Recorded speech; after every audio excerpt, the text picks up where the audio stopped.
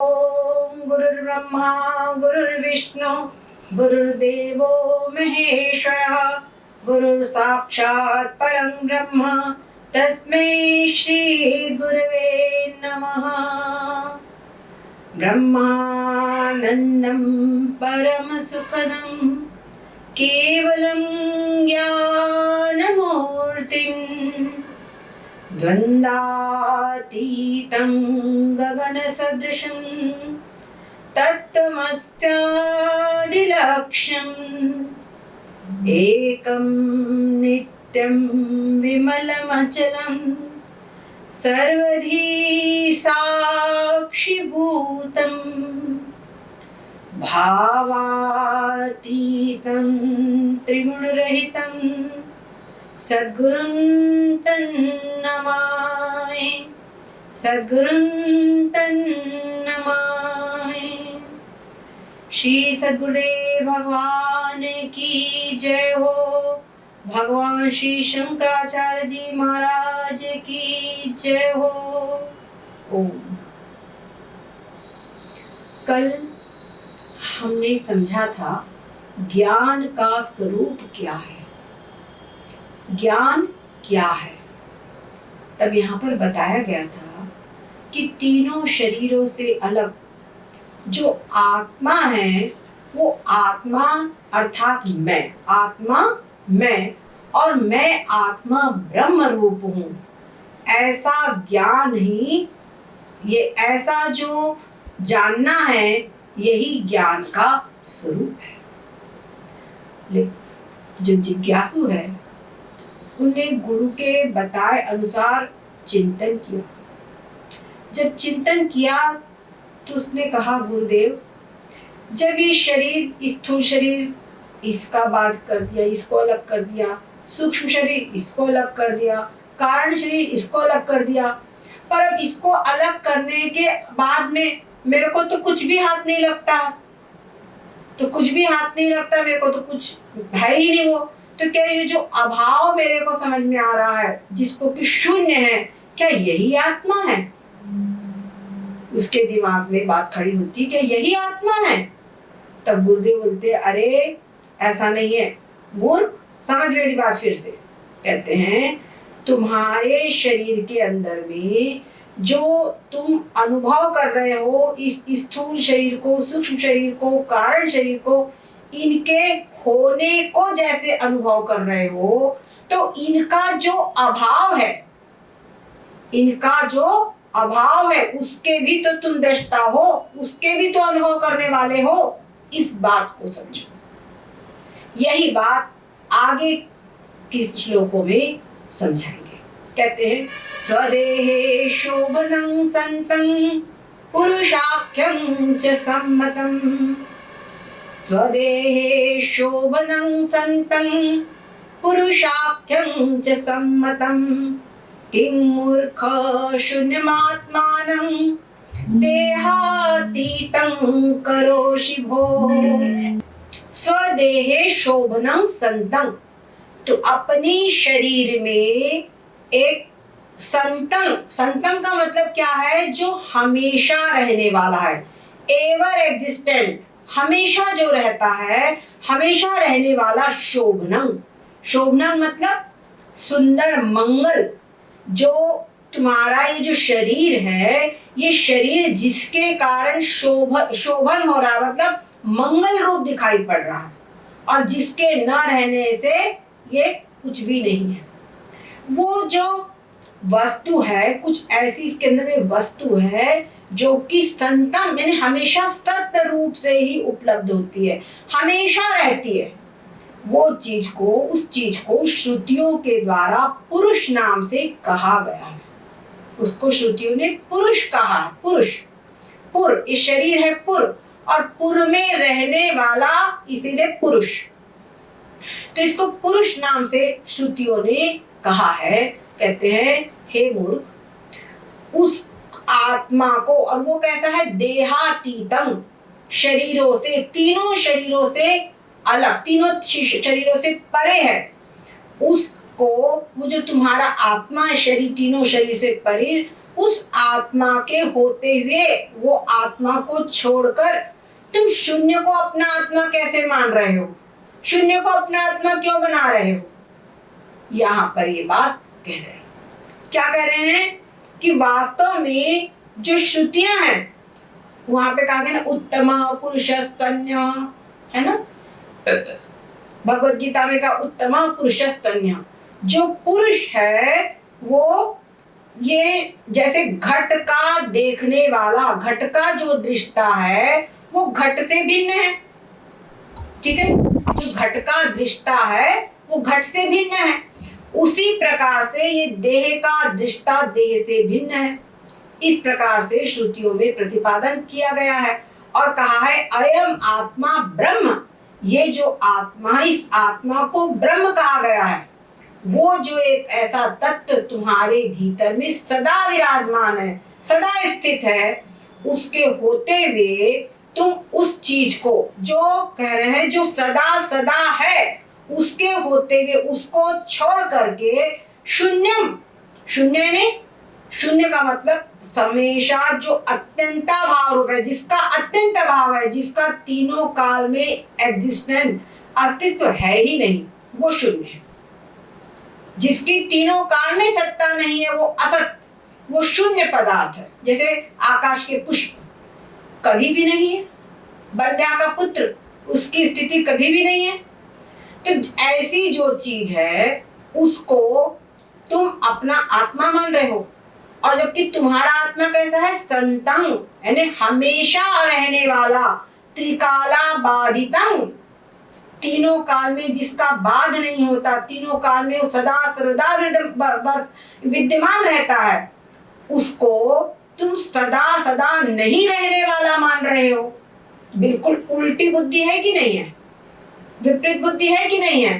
तो इसीलिए कहा है मूर्ख, क्योंकि जो उल्लू होते हैं, प्रायः उल्लू कहा जाता है मूर्ख के रूप में। तो उल्लू को दिन के सूर्य में नहीं दिखाई पड़ता, दिन में जब सूर्य होता तो उसको दिखाई नहीं पड़ता, उसको रात का अंधेरा उसके लिए दिन दिखता।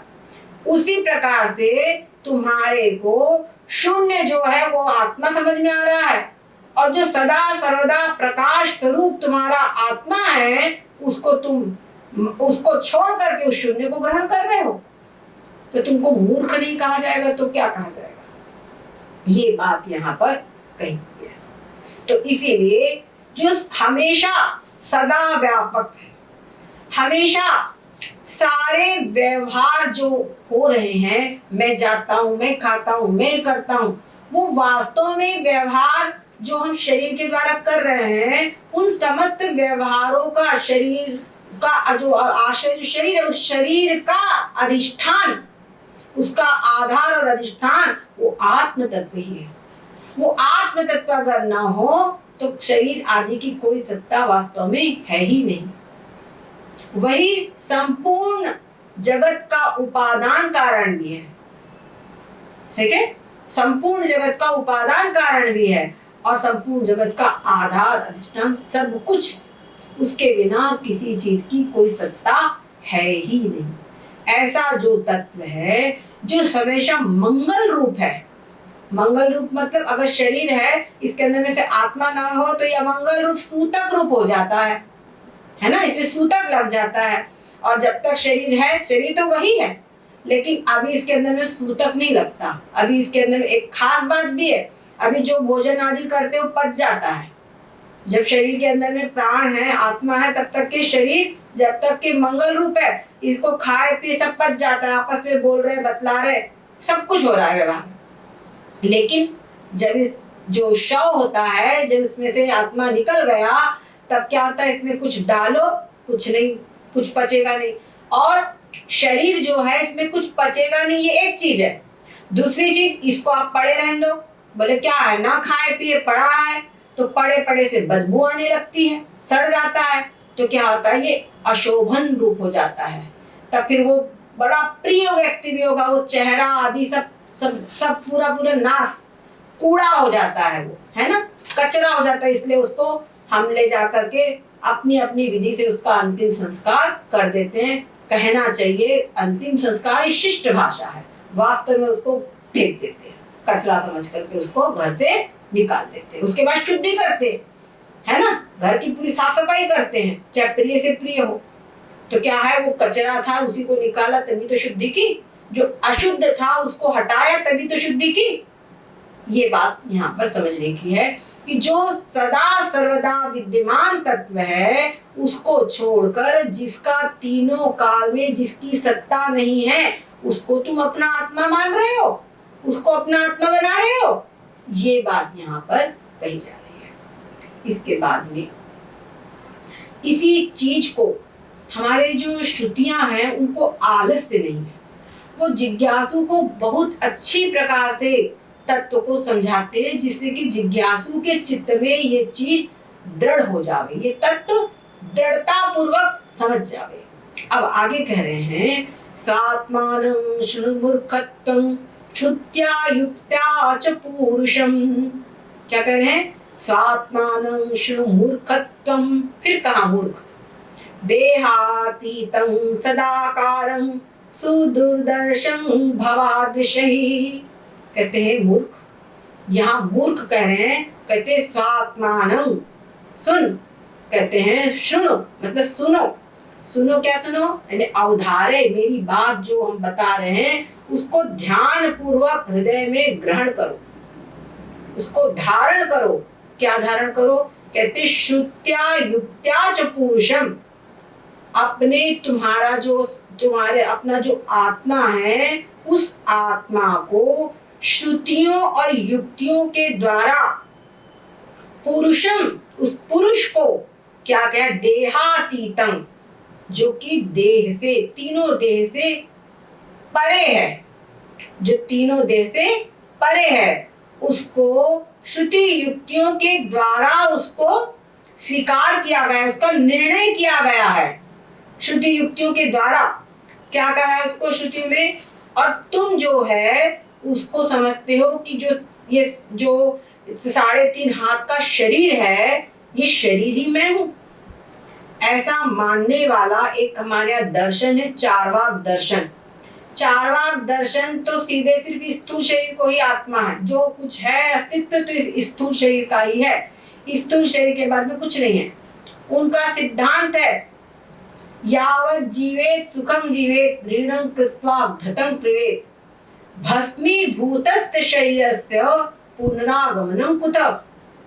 जब ये शरीर जब तक जिए बढ़िया आराम से जिए, आनंद से जिए, ड्रिंक एंड बी मैरी, खूब खाओ पियो मौज करो। और क्या करे, अगर तू बोले हमारे पास पैसे नहीं है, क्या करे, कोई चिंता नहीं है, ऋण लो मगर घी पियो, घी पियो मतलब खूब अच्छा अच्छा खाओ पियो, बढ़िया खाओ पियो। और क्यों, भस्मीभूत से शरीर, जब ये शरीर भस्मीभूत हो जाता है उसके बाद इसका पुनरागमन किसने देखा है, कहाँ है पुनरागमन, इनका मतलब पुनरागमन है ही नहीं, एक बार गया तो गया, शरीर ही आत्मा है, जो कुछ है शरीर ही है, इसी का जन्म, इसी को खाओ पियो, खूब पुष्ट करो, ये इनका कहना नहीं होगा।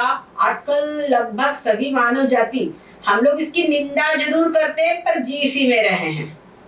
क्यों ने, चारवाक वाले तो वो तो कम से कम खुलेआम बोल रहे भाई हम शरीर को ही आत्मा मानते हैं, पर सारा समाज लगभग इसी में तो जी रहा है, शरीर के पीछे सब कुछ है ना, सब आत्मा को भूले बैठे हुए हैं। तो इसीलिए इन्होंने कहा मूर्ख, ऐसे देखो मूर्ख, तेरे को पता नहीं है, अभी जब मालूम पड़ेगा, यम के डंडे पड़ेंगे तब समझ में आएगा।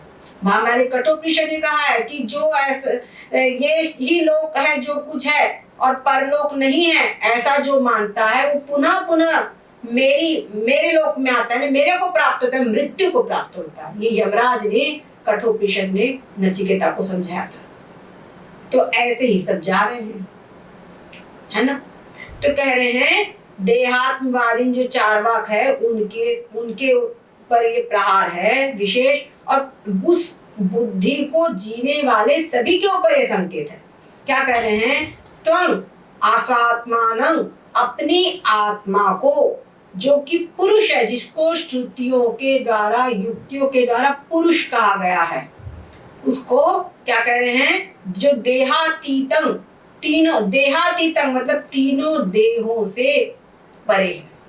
तीनों देह से परे क्या, जो स्थूल सूक्ष्म कारण शरीर से परे, इसी से अंडरस्टूड है कि पांचों कोशों से भी विलक्षण है, क्योंकि जो 5 कोश है वो 3 शरीरों के भीतर ही तो इनका समावेश है।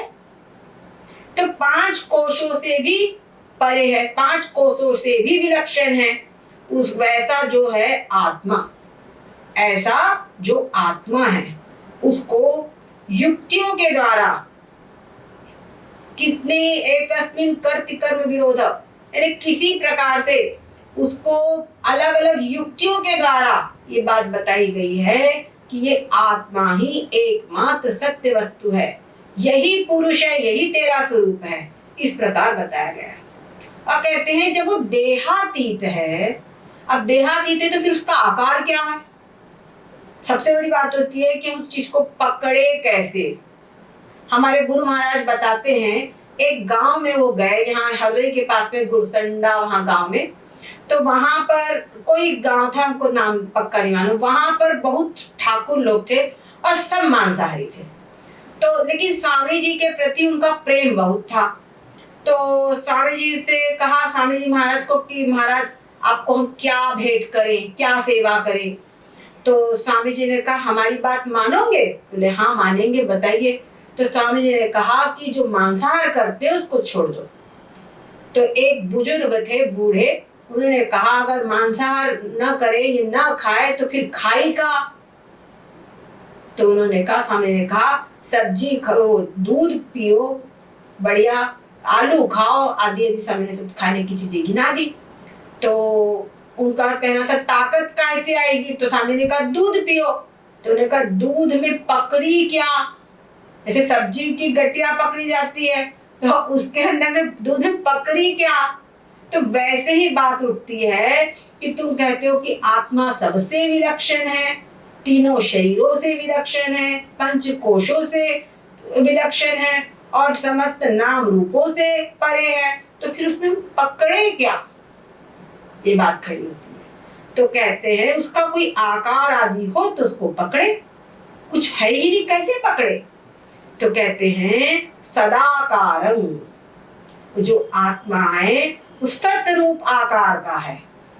सत्य अस्तित्व, हर एक में जो सत्ता है, हर चीज में है, व्यवहार सब में होता है ना। अपने आप के प्रति मैं हूं ये व्यवहार हो रहा है, वस्तुओं के प्रति ये है, ये है, ये है। कहते हैं ना हम, ये पेड़ है, ये पौधा है, ये मोबाइल है, ये टेबल है, ये कुर्सी है, घर है, नदी है, पर्वत है, हर चीज में है जो व्यवहार हो रहा है।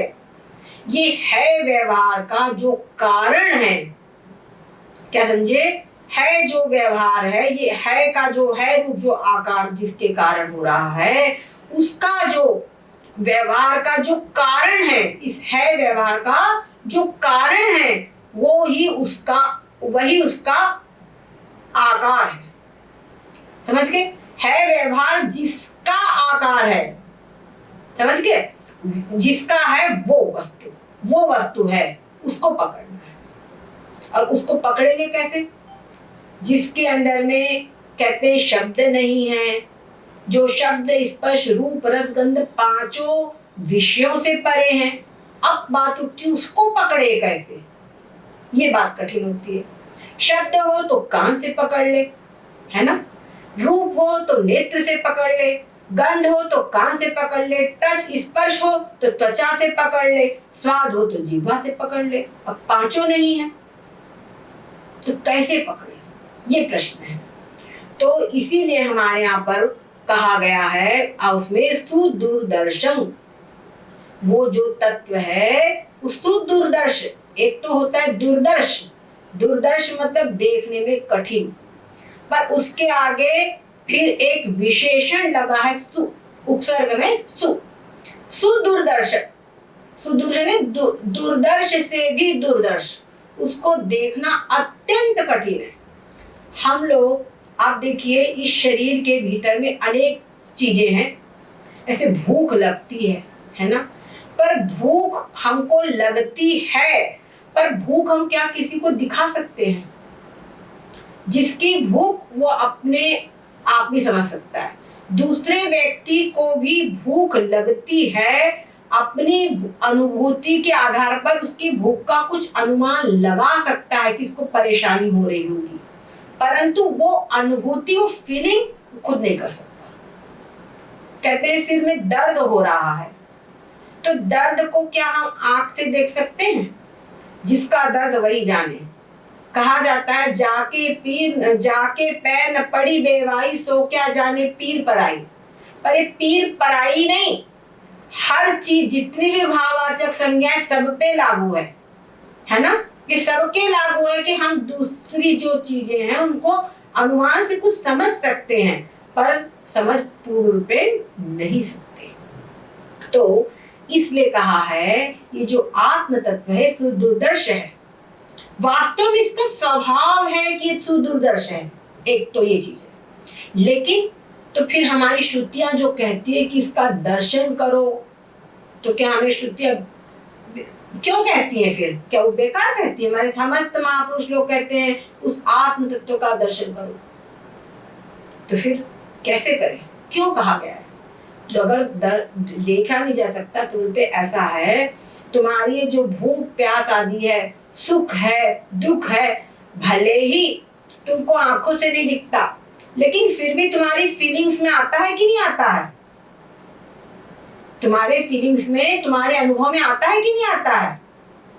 तो जैसे ये फीलिंग्स में आता है, तो वो आत्म तत्व इससे भी सूक्ष्म है।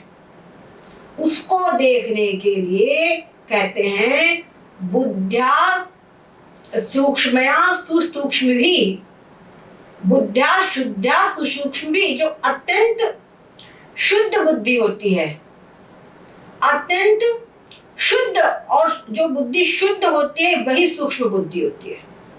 अत्यंत सूक्ष्म बुद्धि, अत्यंत जो पवित्र बुद्धि होगी वही अत्यंत सूक्ष्म बुद्धि होती है। एक होते हैं हमारे यहाँ जो गणित आदि जो विषय है, ये भी सूक्ष्म बुद्धि की डिमांड करते हैं। व्याकरण हमको पढ़ना हो तो सूक्ष्म बुद्धि की डिमांड है। हमारे यहाँ कहा जाता है न्याय, व्याकरण और वेदांत। न्याय और इनको पढ़ने से बुद्धि सूक्ष्म होती है। जब व्याकरण को पढ़ता है तो उसके दिमाग की बहुत एक्सरसाइज होती है। मैंने गणित भी पढ़ा है, व्याकरण भी पढ़ा, इसलिए मैं बता सकती हूँ। वास्तव में अगर संस्कृत व्याकरण पढ़े तो जो गणित है गणित से कम कठिन नहीं है और बड़ा ही साइकोलॉजिकल है। इसमें हमारे मैक्स मूलर जैसे जो महावेद निंदक था, उसने विवश होकर इस बात को स्वीकार किया कि पाणिनि अष्टाध्यायी से बढ़कर विश्व का किसी भाषा का व्याकरण इतना विकसित नहीं हो सकता। उसने मजबूर होकर स्वीकार किया। तो जो व्याकरण है, न्याय है, इनको पढ़ने के बाद कहते वेदांत पढ़ो, और उस वेदांत को भी एक तो वो शब्द रूप में पढ़ना। जब तक उसको हम शब्द रूप में पढ़े हैं तब तक वो शब्द ज्ञान ही है, तब तक वो अपरा विद्या ही है। पर जब उसको हमने अनुभव किया, जो पढ़ा उसको अनुभव किया, उसमें जब स्थित हुए, जब उसमें स्थिति हुई, तब वो परा विद्या होती है। और ये तभी हो सकता है जब तुम्हारी अत्यंत सूक्ष्म बुद्धि हो, सरल हो, पवित्र हो। और ये कब, मतलब कहने का मतलब है कि जो साधन चतुष्टय संपन्न होंगे। हमारे इस ग्रंथ के प्रारंभ में ही हमारे भगवान शंकराचार्य जी ने कहा है वर्णाश्रम धर्मेण तपसा हरितोषणा साधनं प्रभवेत् पुंसां वैराग्यादि चतुष्टयम्, है ना? तो जब व्यक्ति निष्काम कर्म योग के द्वारा या गृहस्थ आश्रम में अगर वो रहता है, तब भी अपने वर्णाश्रम के अनुसार अपने संपूर्ण कर्मों को करके पूर्ण ईमानदारी से, पूर्ण सत्य निष्ठा के द्वारा करता है परमात्मा का, तो ये उसका तप होता है। और हरि, इससे क्या होता है? हरि प्रसन्न होते हैं, भगवान प्रसन्न होते हैं। तो क्या इससे उसके अंदर में साधनम प्रभवे, साधन चतुष्टय उसके अंदर में उत्पन्न होते हैं। जब वो साधन चतुष्टय युक्त होता है, हमारे यहाँ अधिकारी उसी को कहा गया है जो साधन चतुष्टय संपन्न हो। जो साधन चतुष्टय जिज्ञासु होता है, साधन चतुष्टय संपन्न जिज्ञासु होता है, उसी के द्वारा इस तत्व को, अति सूक्ष्म तत्व को देखा जा सकता है। और फिर कैसे देखा जा सकता है? हस्तामलकवत, जैसे हाथ में रखा हुआ जो आंवला है, उस आंवले को जैसे हम देखते हैं वैसे ही उसको देख सकते हैं। अपनी भूख को हम जैसे देखते हैं वैसे उस तत्व को हम देख सकते हैं, ठीक है ना। परंतु जिसकी बुद्धि स्थूल है, जो सिर्फ eat drink and B Mary संसार के पदार्थों में जिसकी सत्यत्व बुद्धि है, ये खाऊं वो पहन पाऊं, ऐसी जिसकी बुद्धि है, उसके लिए तो स्वप्न में भी इसको नहीं देखा जा सकता। समझ गए? वो तो भवादृशई, ऐसा जो जिज्ञासु साधन चतुष्टयहीन, उसको कहते हैं वो कभी भी इस तत्व को नहीं देख सकता, नहीं अनुभव कर सकता। अगर बहुत हुआ, अगर किसी ने शब्द रूप में पढ़ भी लिया, खूब पढ़ भी लिया, याद कर लिया, सब कुछ कर लिया, तब भी अनुभव करना बड़ा ही कठिन है। बड़ा ही कठिन है और बड़ा ही सरल भी है। एक बात ये है, बड़ा ही कठिन है किसके लिए? जो साधन चतुष्टयहीन है, और बड़ा ही सरल है जो साधन चतुष्टय संपन्न है। ये बात हमको समझनी चाहिए। और इसी आत्म तत्व को आगे फिर समझा रहे हैं, कहते हैं अहम शब्देन विख्यात एक एव स्थितः परः स्थूलस्त्वनेकतां प्राप्तः कथं स्यात् देहकः पुमान्। कहते हैं अहम शब्देन विख्यात, ये जो आत्म तत्व है, ये अहम शब्देन, अहम रूप से प्रसिद्ध है। अहम प्रत्यय का आश्रय है, आलम्बन है। और एक एव स्थितः परः, एक एव, एक ही है, ये एक ही है, अनेक नहीं है। स्थितः परः, और परः, परः मतलब सबसे परे है, तीनों शरीरों से परे है, और पांचों कोशों से भी परे है, सबसे परे है। सबसे इधर हम अगर बाहर की ओर देखें तो पृथ्वी, जल, तेज, वायु, आकाश सबसे परे है। अज्ञान, आत्मा जो कोई प्रधान मानते हैं सांख्यवादी, या अव्याकृत मानते हैं, कहो तमा प्रधान, वो तीनों गुणों की साम्यावस्था जो प्रकृति है, उनको वेदांती मानते, जो कुछ भी माने सबसे परे है। समझ गए? सबसे परे है वो। ऐसा जो पर तत्व है वो अहम शब्देन विख्यात, अहम रूप से वही जाना जाता है, वही प्रसिद्ध है। हम लोग अहम अहम कितना भी बोले, जरा थोड़ा सा दिमाग लगावे तो अनुभव हो जाएगा कि हम अहम किसके लिए लगा रहे हैं। एक ही समय में हम बोलते हैं मैं देखता हूँ, दूसरी बार बोलते हैं मेरी आंख, बोलते हैं ना, तो मेरी आंख, इसका मतलब मैं आंख से अलग हूँ। जब मेरी आंख बोल रहे तो आंख का मेरा संबंध है, तो मैं आंख से अलग हूँ। और फिर कहते मैं देखता हूँ, तो तुम आंख बन गए कि नहीं? बताइए। तुम खुद, क्योंकि देखने वाली तो आंख है, और बोलते मैं देखता हूँ, तो तुम देखने वाले आंख बन गए। इस प्रकार से आप पूरे अंगों में आप अनुभव करिए, चिंतन कीजिए, आप देखेंगे पूरा खिचड़ी जीवन चल रहा है। क्या समझे? खिचड़ी चल रही है, ये जड़ चेतन की ग्रंथि पर गई, इसी को कहा है जड़ चेतन की ग्रंथि पर गई। यद्यपि मृषा छूटत कठिन, यद्यपि मृषा है लेकिन कठिनाई से छूटती है। जब कोई श्रोत्रिय ब्रह्मनिष्ठ महापुरुष की कृपा हो जाती है, उनकी करुणा हो जाती है, तब ये छूटती है। आगे कहते हैं उसका और भी कहते हैं स्थूलस्त्वनेकतां प्राप्तः, जो स्थूल चीज होती है उसको अनेकता प्राप्त होती है। जो स्थूलता को प्राप्त जो है, अनेकता को प्राप्त जो शरीर है, जो शरीर क्या है, अनेक है। देखो शरीर ही छोड़ लो तो ये अलग 3 शरीर है, और शरीर के अंदर में जोड़ो तो हाथ पैर अंग पांग अनेकता है। और चाहे देखो इंद्रियां अनेक है, फिर इंद्रियों के विषय, समझ गए कि नहीं, अनेक सब पूरी ब्रांचेस पूरी निकली हुई है पूरे जगत में, तो ये सब अनेकता को प्राप्त है। ऐसा जो तत्व है जो कि एक है, उस अनेकता को प्राप्त वस्तु कैसे हो सकता है? देह एवं देह का स्थिरो देह का, तो स्वार्थ इसके अंदर में कह रहे कथं पुमान पुरुष, कैसे वो जो पुमान जो पुरुष है, वो जो कि आत्मा है, वो शरीर को मतलब ये स्थूलता को प्राप्त शरीर कैसे हो सकता है? ये बात समझने की कि वो शरीर कभी भी नहीं हो सकता, उस देह में कभी भी नहीं हो सकता। ठीक है, आगे अहम दृष्टितया सिद्धो देहो दृश्यतया स्थितः ममायम् इति निर्देशात् कथं स्यात् देहकः पुमान्। कहते हैं अहम दृष्टि, अहम कहते हैं अहम जो है, और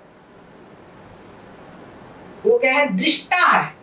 मैं दृष्टि ने दृष्टा हूं, और मैं दृष्टा रूप से सिद्ध हूं, और जो देह है वो दृश्यतया स्थित है, यानी दृश्य रूप से स्थित है। समझ गए ना? जैसे एक है आंख, एक है आंख, और आंख के सामने समझ लीजिए ये है रूप, है ना, ये वस्तु है।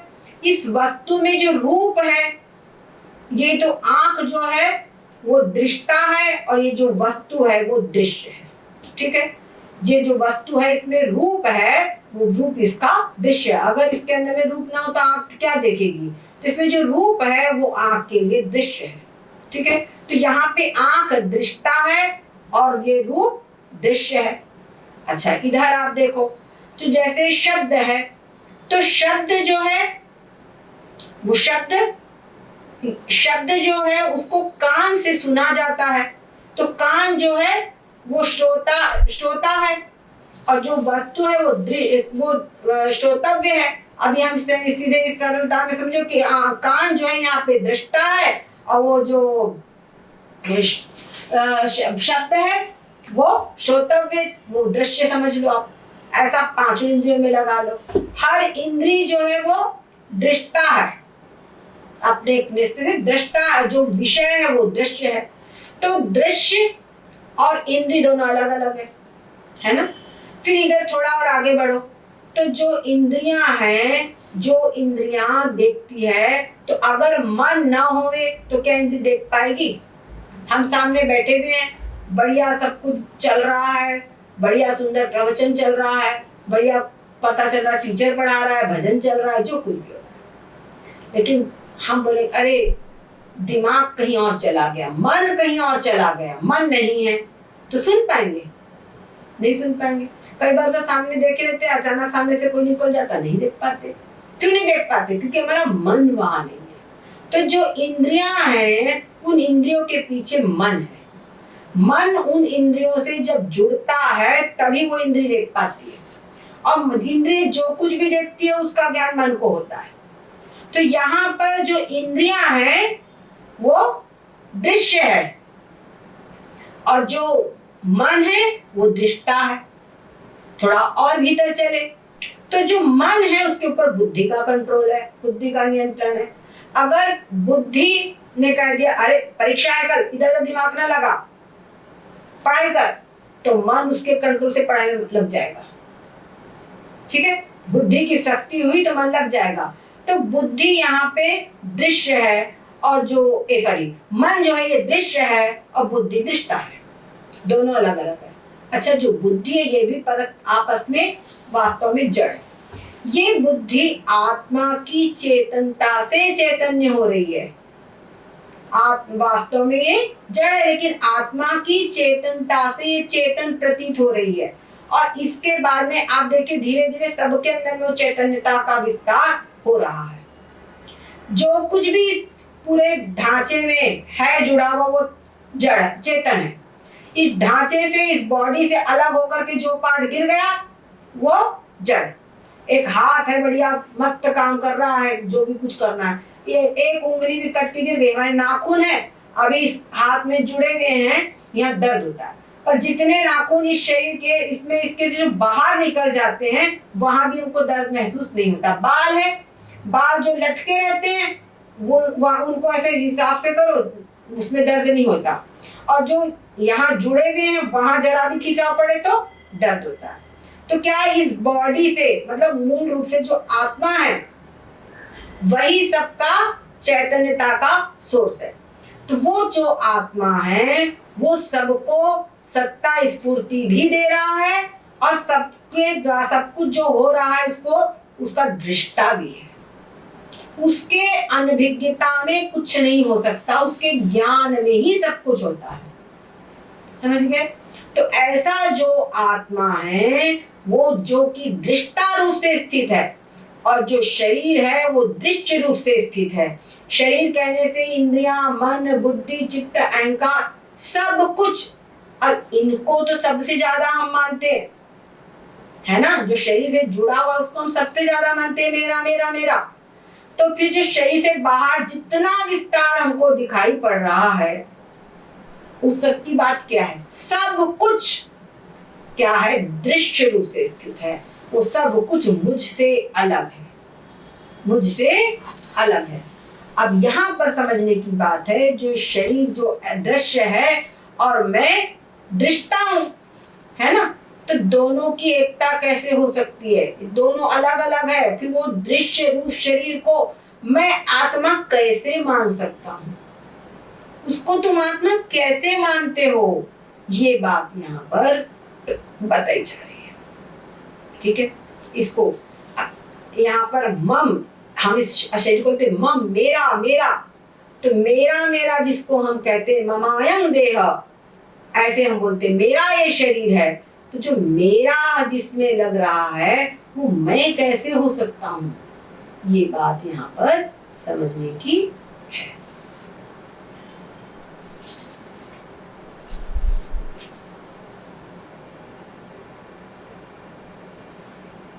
अब आगे, अहम विकारहीनस्तु देहो नित्यं विकारवान इति प्रतीयते साक्षात् कथं स्यात् देहकः पुमान्। कहते हैं अहं विकारहीनस्तु, मैं जो आत्मा हूँ वो विकारहीन हूँ, मुझ में कोई विकार नहीं है। और जो देह है वो नित्यं विकारवान, यहाँ नित्यं विकारवान का मतलब क्या है? नित्य विकारवान है। देहो नित्यं विकारवान, में देह जो है नित्य विकारवान है, हमेशा हर क्षण उसमें विकार हो रहा है, हर क्षण उसमें परिवर्तन हो रहा है। विकार का मतलब क्या? परिवर्तन। दूध का परिवर्तन हो जाता है दही रूप में, है ना? तो ऐसे शरीर के अंदर में जो हम अन्न खा रहे हैं, अन्न खाया तो जिस समय पर थाली में अन्न था वो अलग प्रकार का था, है ना? चबाया, अंदर किया, उसका सबका स्वरूप तुरंत बदल गया। और अंदर जाके सबका स्वरूप बदल ही जाता है। एक स्वरूप उसका ऐसा निकलता है जिसका नाम लेने से घिन लगती है। पर उसी जो शरीर के अंदर में अन्न गया है उसी अन्न से तो ये सारा शरीर पुष्ट हुआ है। समझ रहे कि नहीं? उसी से तो ये शरीर पूरा तैयार हुआ है, वही तो इसका उपादान कारण है। तो जो जिससे तैयार हुआ है वैसा ही इसका स्वरूप है। जो अन्न है वो तुरंत विकार को प्राप्त हो जाता है, उस अन्न से शरीर बना हुआ है ना? हमारे श्रीमद् भागवत में हमारा जो धुदकारी है उन्हें बड़ी पते की बात कही, यस्त चायं संस्कृतं अन्न, जो अन्न सुबह यदि पका करके रख दिया जाए तो शाम को वो विकृत हो जाता है, खराब हो जाता है, सड़ जाता है। तदीय रस संपुष्टे काय का नाम नित्यता, और उसी रस से संपुष्ट हुआ ये जो शरीर है ये नित्य कैसे हो सकता है। कितनी बढ़िया बात है, कितनी तर्कपूर्ण बात है। ये बात किसने कहा था? जो कि पहले प्रेत था और अब उसका प्रेतत्व दूर हुआ है ब्रह्म विद्या के श्रवण से, है ना। श्रीमद् भागवत है क्या? ब्रह्म विद्या का उपदेश ही वहां दिया गया है। तो ब्रह्म विद्या के श्रवण से उसका प्रेतत्व दूर हुआ है। वैसे ये प्रेत, हमारे यहाँ भूत ही तो कहा भगवान ने भगवत गीता में, समस्त भूत। तो ये जो भूत भाई प्रेतत्व है, शरीर अपने को मानना, ये प्रेतत्व ही है ना। इस प्रेतत्व को दूर करना है। और प्रेतत्व दूर कैसे होगा? मैं आत्मा हूं, इस बुद्धि के द्वारा ही प्रेतत्व दूर होगा। बस ये समझ लीजिए कि ये शरीर जो है नित्य विकारवान है और मैं आत्मा विकारहीन हूं, हमेशा विकारहीन हूं। जब देखा जाता है कि बहुत मल मांस में पड़ा हुआ भी, जैसे हीरा है, हीरे को एकदम गंदी नाली के दल का खूब गंदा हो उसमें डाल दो, लेकिन उसके बावजूद भी वो हीरा उसमें पड़ा हुआ भी गंदा नहीं होता। कैसे नहीं, उसमें पड़ा हुआ भी वो मलिन नहीं होता। उसकी जो हीरा है, उसकी जो, नहीं समझे, उसका जो मोल है उसको निकालो, धो लो, शुद्ध, समझ गए, उसकी कोई कीमत कम नहीं हो जाएगी। उसी प्रकार से इसमें पड़ा हुआ जो आत्म तत्व है, इसमें पड़ा होने पर भी उसकी कीमत कम नहीं हो जाती, समझ के, वो मैं। तो फिर दोनों ऐसा जो मैं आत्मा हूं वो इति प्रतीयते साक्षात कथं स्यात् देह का अपमान। तो ऐसा जो मैं आत्मा हूं मैं देह में कैसे हो सकता हूं? ये बात बारंबार इस प्रकार युक्तियों के द्वारा मनन करना चाहिए। बार बार जब हम सुनते हैं तो दिमाग में आ जाता है। हमारे जो स्वामी राम तीर्थ थे, स्वामी राम तीर्थ बड़े अच्छे ही आत्मनिष्ठ ब्रह्मनिष्ठ संत हो चुके हैं, आप जानते हो।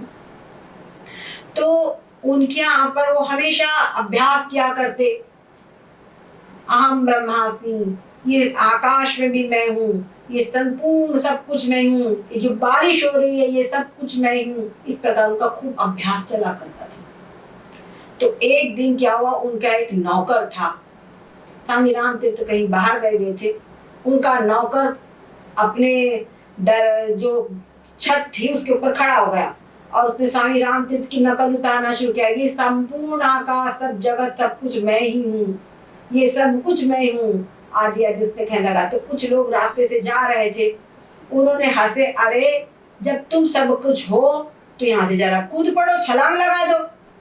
तो उसने जवाब दिया, नौकर ने, बात तो है, छलांग तो मैं तब लगाऊं जब मैं नीचे न हूं,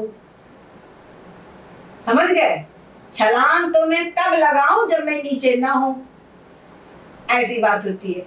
तो ब्रह्मनिष्ठ महापुरुषों के पास रहने से वो जो उनका नौकर था उसके अंदर में भी इस प्रकार की बुद्धि उत्पन्न हो गई, है ना। तो ऐसे ही हम भी इस श्रुति माता के सानिध्य में रहे, इसका बारंबार इनकी शरण ग्रहण करके, इनको प्रणाम करके, जैसे हमें भगवान शंकराचार्य जी का ग्रंथ पढ़ रहे हैं तो वास्तव में अनुभव करें हम भगवान शंकराचार्य जी के सानिध्य में हैं, उनके पास बैठ करके हम सत्संग कर रहे हैं, उनका प्रवचन हम श्रवण कर रहे हैं और बस उनकी बात को हम आत्मसात करें। और ये आत्मसात करने से हम अनुभव करेंगे कि बस हृदय में कुछ हो रहा है, जो ये हृदय में होगा बस यही चीज आपको अपने आत्म स्थिति में स्थित कर देगी। अब इसके बाद में फिर से आगे कह रहे हैं, यस्मात् परमिति श्रुत्या तया पुरुष लक्षणं विनिर्णीतं विमूढ़ेन कथं स्यात् देह कः पुमान्। क्या कह रहे हैं, यस्मात् परम इति श्रुत्या, हमारे यहाँ पर श्रुति कहती है यस्मात् परम ना परम अस्ति किंचित, जिससे परे कुछ भी नहीं है, इसके परे कुछ भी उत्पन्न नहीं हुआ है। न जायोस्ति कश्चित, कुछ भी उत्पन्न नहीं हुआ है। वृक्ष ही स्तब्धो दिवि तिष्ठत् एकस्तेनेदं पूर्णं पुरुषेण सर्वम। ये जो आत्म तत्व है जिससे परे कुछ भी नहीं है, ऐसा हमारी जो श्रुति कहती है, ऐसा जो लक्षण वाला जो आत्म तत्व है, जो पुरुष है ना, उसको विनिर्णितं विमूढ़ेन कथं स्याद्देह भगवान। और जो मूल लोग है उसको सब नाम रूप यही सब समझ रहे हैं कि यही सब कुछ सत्य है। तो यहाँ पर इस बात को समझने की आवश्यकता है। कहते जैसे वृक्ष है एकदम स्तब्ध है, देवी दिशाएं सब स्थित रहती है ना। इस आत्म तत्व से सूक्ष्म कुछ भी नहीं है, इससे कोई प्रधान नहीं, इससे कोई श्रेष्ठ कुछ भी नहीं है। और जो एक आत्मा ही मात्र संपूर्ण जगत में स्थित है, संपूर्ण जगत स्वर्ग आदि सब कहीं एक आत्मा ही विराजमान है। हम कोई कहे ब्रह्मलोक आदि, सब कुछ इससे परे कुछ है ही नहीं। आप चाहे जहां कहीं भी अपनी वृत्ति को ले जाएं,